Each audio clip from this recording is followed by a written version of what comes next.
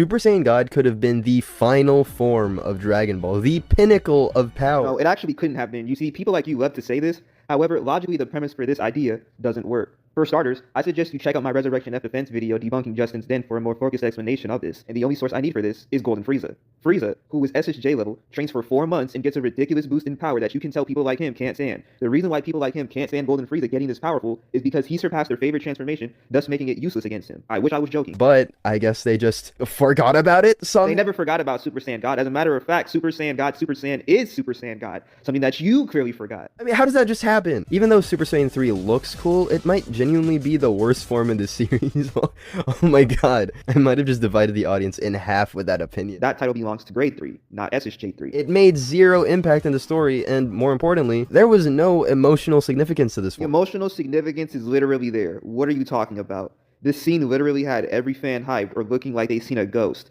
The emotional significance not being there is a you problem. For something so badass looking, it was just really forgettable. So forgettable, in fact, that Dragon Ball Super took any reason to not use the form at all. Like, look, Goku didn't even bother using that form against Jiren. Jiren is one of the dumbest things he can do. However, that only applies to Goku. I'm a Vegeta in a kid body had held Super Saiyan 3 like it's no problem at all. Goku's problems are not everyone else's. What did he use instead? That's right! So even though I loved Dragon Ball as a kid, it didn't feel right to me that this was technically Goku's final form. That's why I latched on to Super Saiyan 4, because that felt like a final form. But unfortunately, it wasn't canon. Well, luckily, it's canon now. Oh, don't even get me started on why this form sucks. Well, damn, I hope you make a video on why that's the case. I'd love to tear that apart.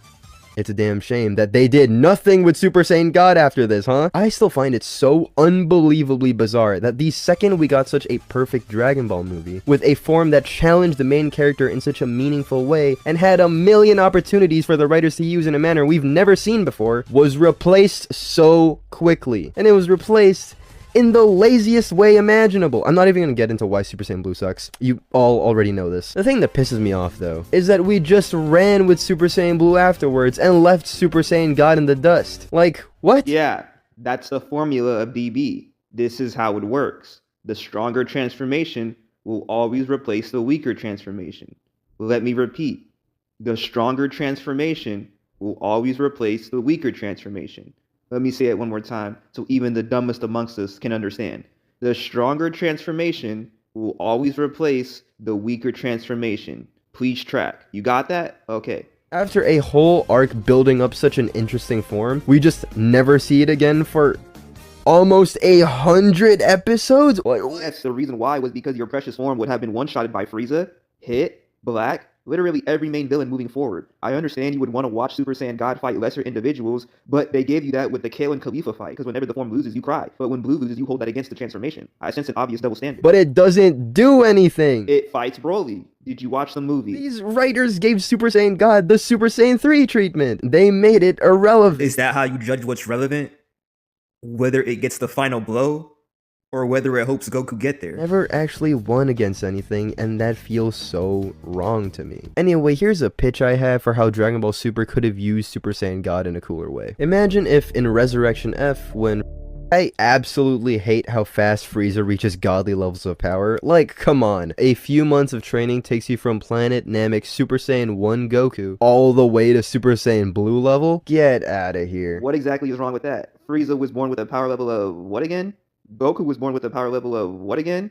It's pretty insane for you to say Frieza shouldn't get a bigger boost than Goku does if this Frieza is strong without training. Then imagine if he did train. It is incredibly ratty to say otherwise. Just say you hate Frieza at this point. See how I mentioned how he was going to be salty about this earlier? I haven't even watched this video yet. I just know the blueprint of these individuals like the back of my hand. So imagine this. Frieza comes back to life and he wants to get revenge, but he hears that Goku beat Majin Buu and even fought Beerus the Destroyer. And so Frieza gets pissed off because now he knows that Goku's at a level he could never catch up with.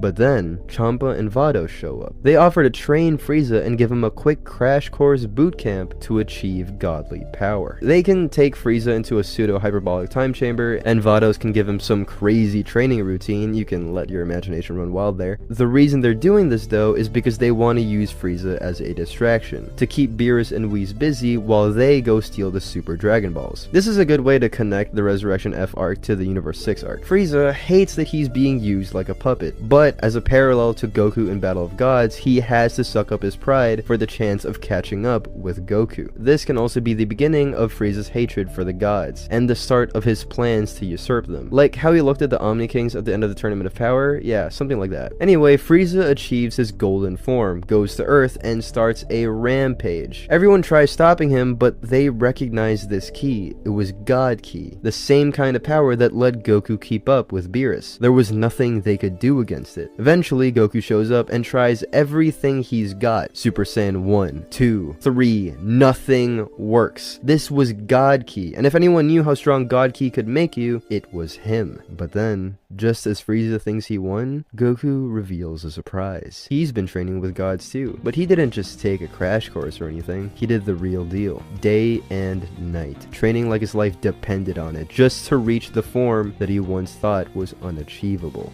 Super Saiyan God. He can now transform into that form without a ritual. He can do it on his own. Golden Frieza tries to charge at him, but gets completely overwhelmed. Frieza took the shortcut to godly power. The second he tapped into the power, he thought that being a god was enough to do whatever he wanted. But Goku knew that wasn't enough. His whole life, Goku believed in one philosophy. No matter how strong you thought you were, even if you were a so-called god, there would always be someone stronger than you. So he continued to train even after gaining the form. Then, just before Goku ends him for good, he reveals that Vegeta could become a Super Saiyan God too. Frieza never stood a chance.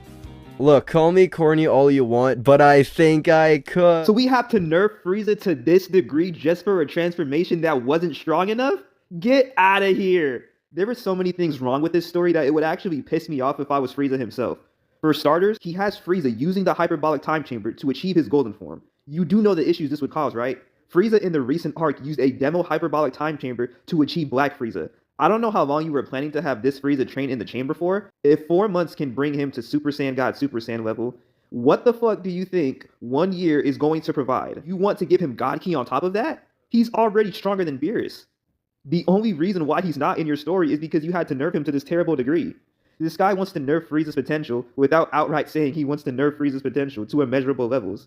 Anyways, we can conclude. Please don't send hate over to this guy's channel if you believe I cooked him. It was a very entertaining video to react to, and I'll be sure to tap in if he makes any more similar videos. That's it for today.